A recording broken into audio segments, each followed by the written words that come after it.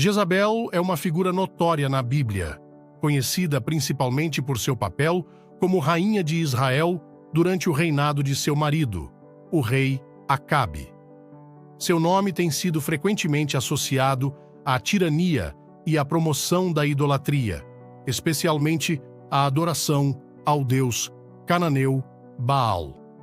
No contexto histórico, Jezabel veio de uma linhagem fenícia, filha do rei Etbaal de Tiro, uma cidade importante da antiga Fenícia, atual Líbano.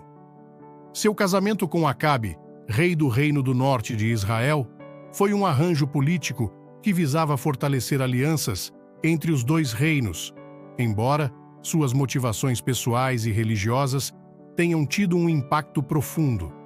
O período em que Jezabel viveu foi marcado por intensas tensões políticas e religiosas.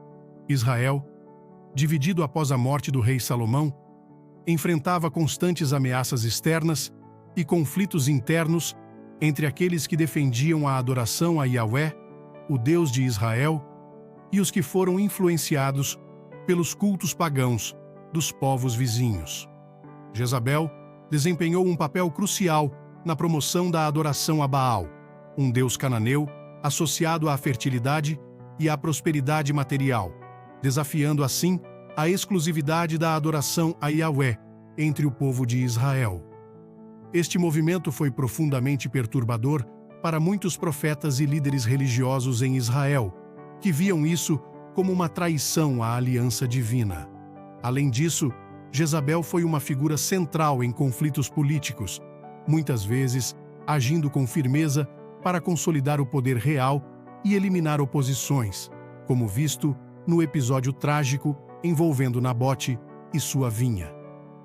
Seu reinado foi marcado por uma mistura de intrigas palacianas, violência política e um confronto direto com as crenças religiosas estabelecidas em Israel.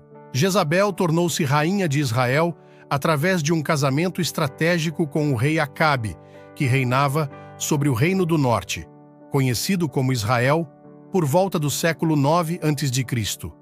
O casamento entre Jezabel, filha do rei Etbaal de Tiro, uma cidade fenícia poderosa, e Acabe, filho de Onri, foi um pacto político destinado a fortalecer laços diplomáticos e comerciais entre os reinos fenício e israelita.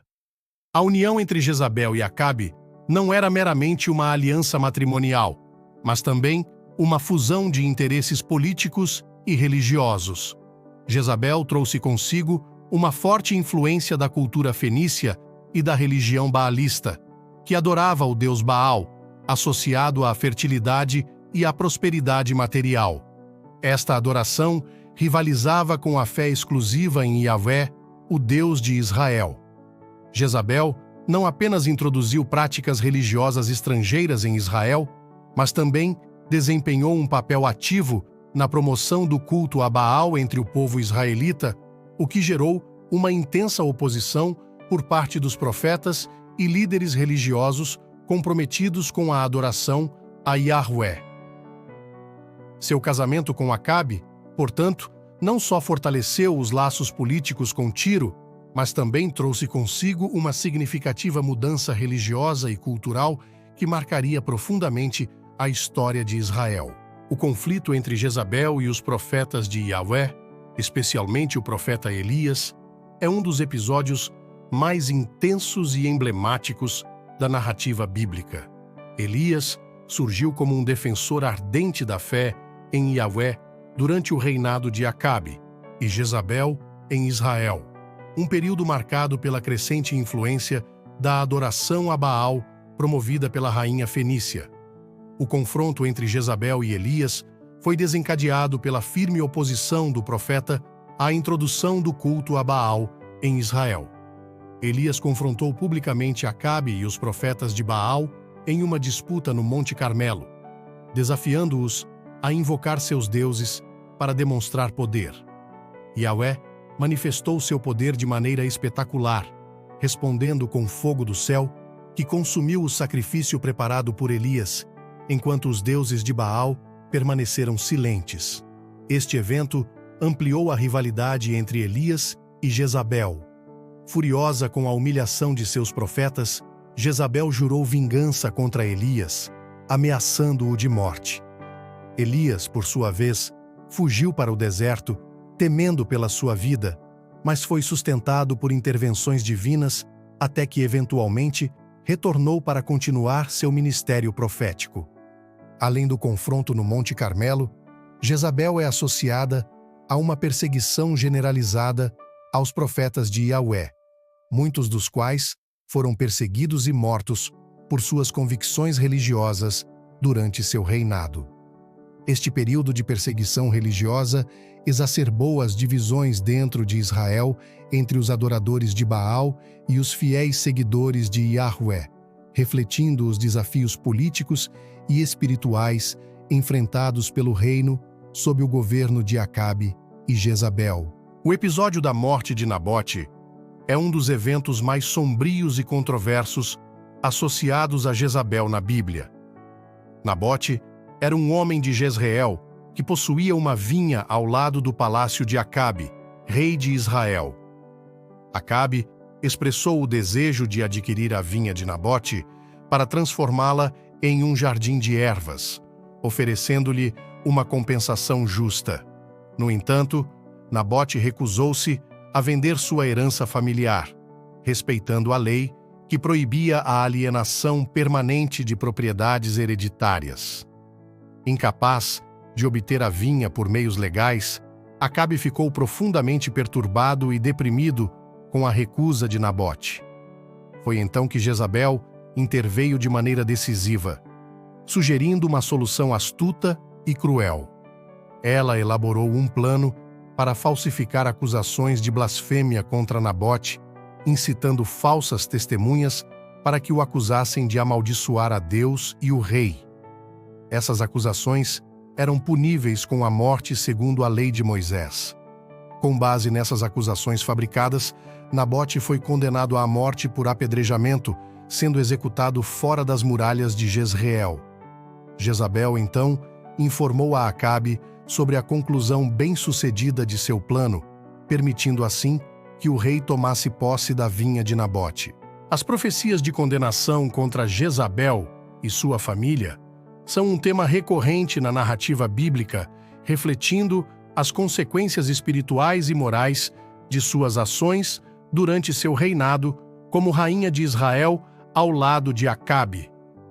Profetas como Elias e, posteriormente, Eliseu foram instrumentos através dos quais Deus pronunciou julgamentos severos contra Jezabel e sua linhagem.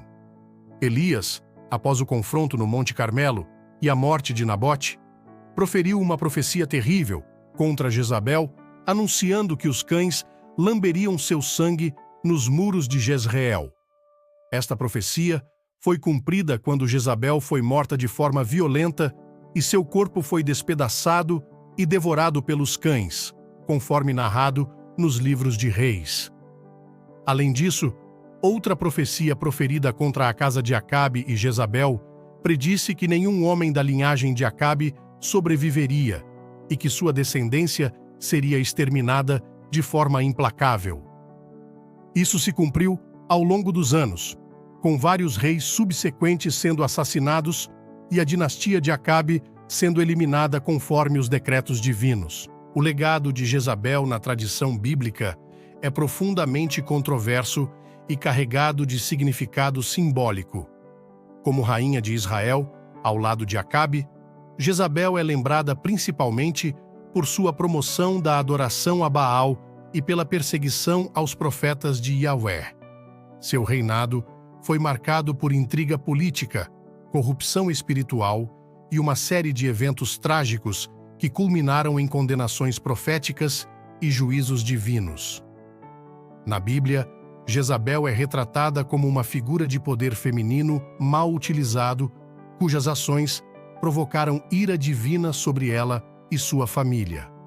Suas manipulações e crueldades são um aviso sobre os perigos da idolatria e da corrupção moral, bem como sobre as consequências devastadoras que podem resultar do abuso de poder e da falta de piedade. Além do relato bíblico, Jezabel tornou-se um símbolo de deslealdade e maldade ao longo da história judaico-cristã. Seu nome tem sido invocado para descrever mulheres consideradas manipuladoras, malévolas ou que buscam subverter normas morais estabelecidas. Essa interpretação negativa ecoa através de tradições religiosas e culturais, reforçando a imagem de Jezabel como um arquétipo de decadência moral e espiritual. No entanto, também há debates sobre a representação de Jezabel, com algumas análises modernas questionando se ela foi injustamente demonizada devido ao seu papel desafiador dentro de uma sociedade patriarcal e conservadora. Isso levanta questões sobre como figuras femininas históricas são interpretadas e julgadas, especialmente em contextos religiosos e políticos. Se você gostou desse vídeo e quer ouvir mais histórias sobre a Bíblia, se inscreva no canal, curta esse vídeo e clique no sininho para receber notificações.